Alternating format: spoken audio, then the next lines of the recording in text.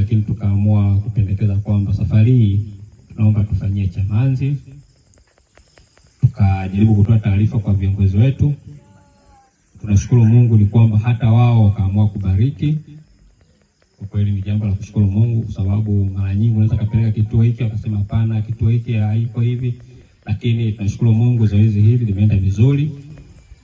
Na niombe tu nafasi hii kwamba tutalitaratibu vizuri, kwamba tutaenda kufanya ndani ya eneo labda Robiki na nini, au tutazunguka maeneo ya Chamazi pale ili tukawakilishe vile tutakavyokuwa navyo. Wito wangu tu ni kwamba jamani, swala la yatima ni swala la sadaka.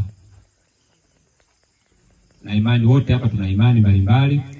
Unapotoa sadaka kwa watoto yatima ni kwamba tayari kuna hazina ambayo unaiweka. Leo upo, kesho haupo.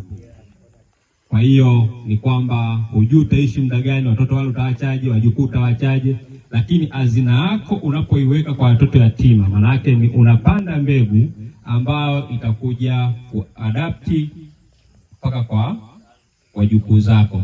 Kwa hiyo niombe wana michezo, tusisitizane katika swala la michango, tuweze kutoa ile sadaka ambayo inayoeleweka, ambayo inakubalika kwa Mwenyezi Mungu. Asanteni sana.